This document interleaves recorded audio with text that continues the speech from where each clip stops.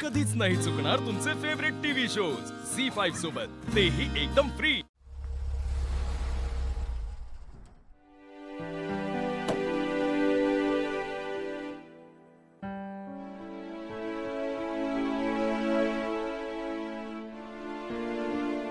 Hello Shiva, मी आली आहे इथे।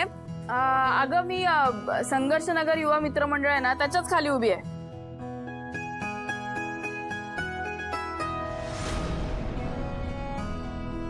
हा हा हा,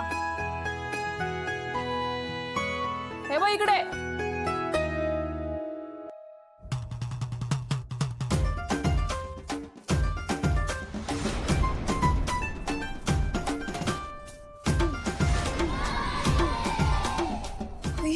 शिवा,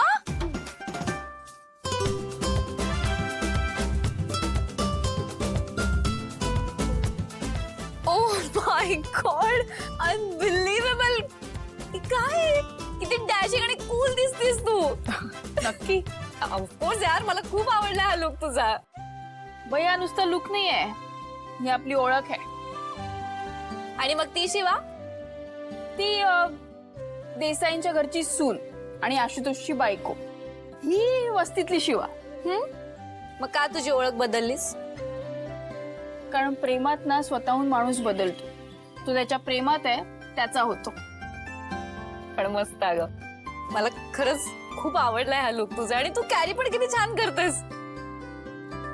आणि बाय द वे, तू अजूनही मंगळसूत्र घालतेस हे बघून खूप छान वाटलं।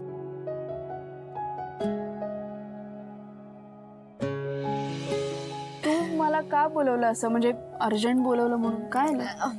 हो शिवा, मला खूप महत्वाचं बोलायचंय तुझ्याशी। घरी काय झालंय का? नाही, घरी काही नाही, पण मला आणि आशूला टेन्शन देणारी एक गोष्ट झाली आहे।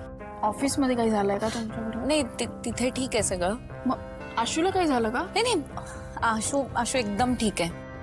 अगं मग काय झालं काय? शिवा अगं, आशूच्या आणि माझ्या मागे लागलेत सगळे लग्नासाठी।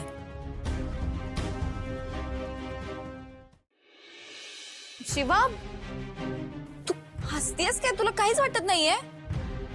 अगं मला अंदाज होता अगं, म्हणजे आता आमचा डिवोर्स पण झालाय, तर त्याचं लग्न करतील ना परत।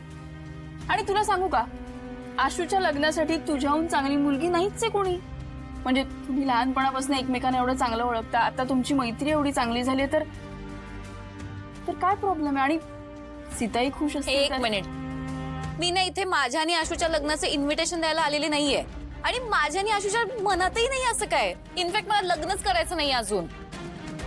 पण सीताईच्या मनात आहे तर। झी5 ॲप डाउनलोड करा आणि पहा सर्व एपिसोड्स एकदम फ्री।